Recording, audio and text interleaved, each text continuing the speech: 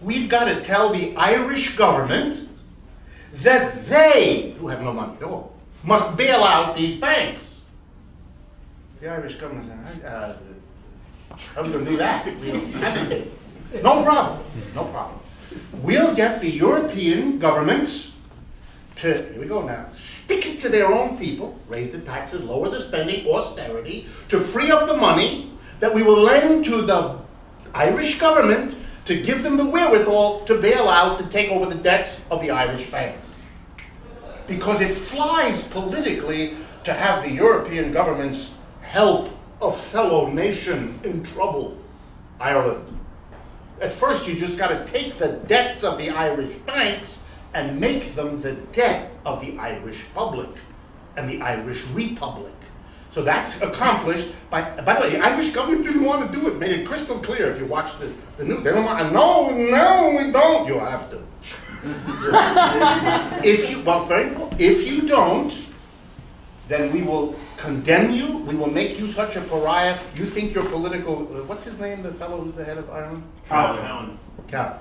You think your life is his days are numbered. Anyway, but you think your life is difficult. If we shut everything down and Ireland literally collapses in over 2 days, you'll be hunted in the street. You know, your life will be a problem, not your political career. So that's your choice. We wipe you out immediately, or you die slowly. And Mr. Coward, like Mr. Papandreou, chose the route of dying slowly, hoping for a miracle along the way, as most of us would. So the Irish government took over the debts of the Irish banks. Very important you understand that. They simply took them over. We, the Irish government, will guarantee the debts of the Irish banks. So now it becomes the debt of the Irish government. How is the Irish government going to get this? Because there's billions and billions that are going to have to be made good here of money that the Irish banks owe that the government is going to pay for them. So where's the government going to get it? It's going to get a loan from the European governments. The European government, the European Union, and the IMF are helping together, lending all this money to Ireland.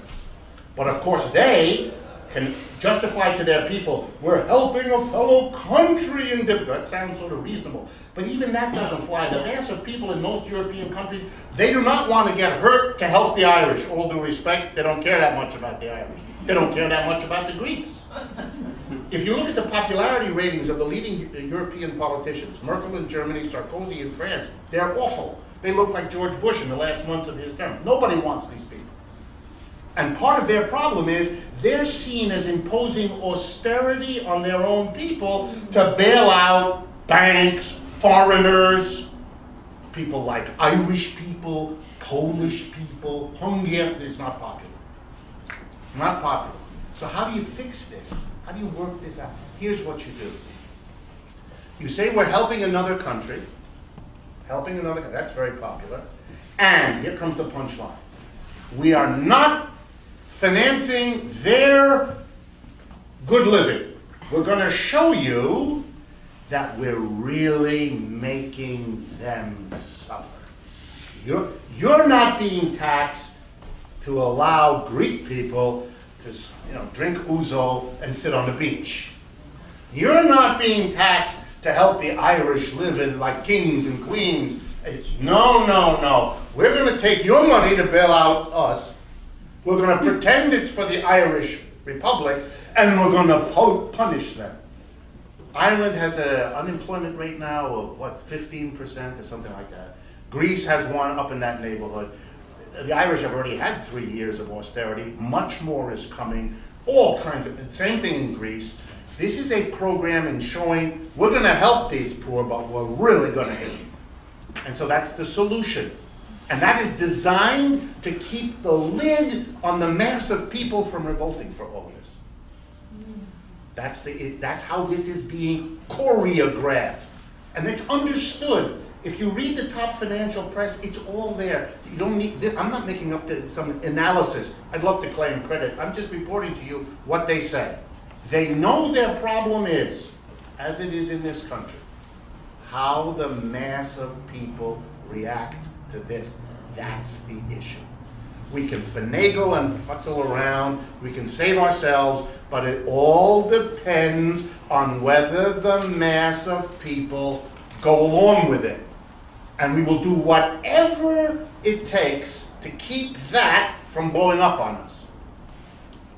And the anxiety about investing in Europe is simply the question in the minds of all currency players in the world today. Will the Europeans be able to pull this off?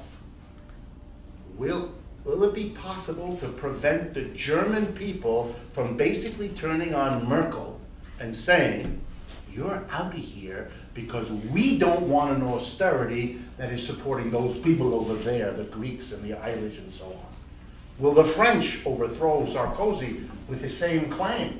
If they do, if these governments can't bail out, then the question is, what in the world is going to happen? You should be aware, the Irish debts of the banks, like the debt of Greece as a government, is overwhelmingly held in the hands of the biggest European banks. The people in trouble, if these governments default or can't pay, are the richest countries of Europe. That's why they're holding together. They understand that. If Greece stops paying, German banks collapse. And what it costs to save Greece is this. What it would cost to save the German banking system is this. It's a simple calculation. It's better for us to spend 300 billion or 600 billion or $1 trillion on these little countries out here because we're into them so long that we can't survive their failure. You had a question in the back, sir. You had your hand up before. I had a couple of questions. You were talking about ones that's in prudent lending with all the banks. Do you think that would happen if we still had like a gold or silver standard? And if we had like if the U.S. didn't break their Bretton Woods agreement, like if there was more control of the money? Because it seems like money is just dished out for control. It's not really, it's more like the people with money use money as it is now to buy up other businesses, corporations buy up other corporations, to control smaller governments, to stuff like that. Right. The problem, absolutely, that's how they use the money, but that's how they use the gold standard too. So the retreat to the gold standard, go back to the gold standard, doesn't change that problem, because then it becomes a struggle over who has the gold. A very small number of countries now control most of that gold. If you actually went to a gold standard, they would then be in the driver's seat. You can actually already see the anxiety around the world about how all of this is playing out. I want to remind you, we just scratched the surface of the fragility of the European economy. We talked a little bit earlier about the fragility of this one.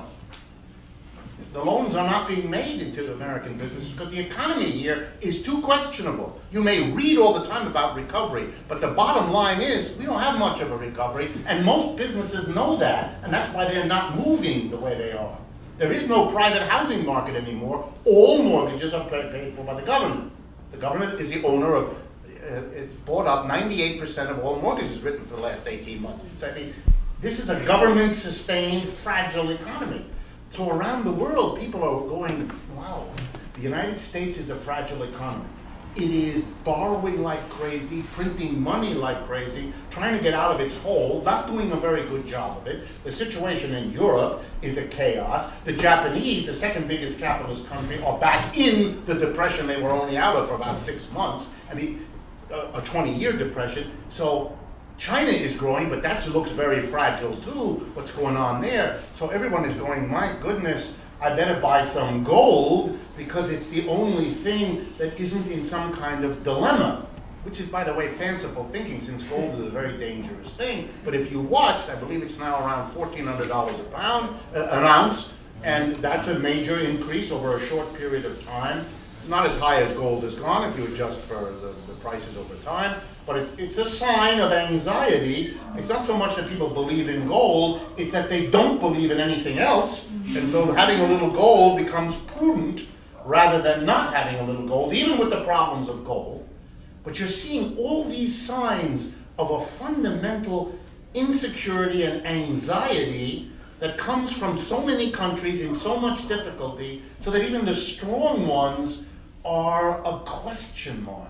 Someone asked me before we started tonight, what do I invest in, or that usual question.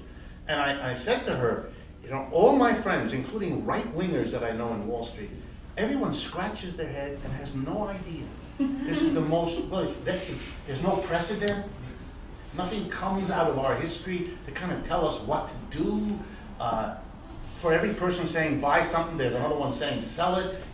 Nothing is secure. You don't know what you got. You can't trust any of the information. I mean, it's really bad and chaotic at a time. Those are all signs of a system in a serious kind of jeopardy that no one knows how to deal with.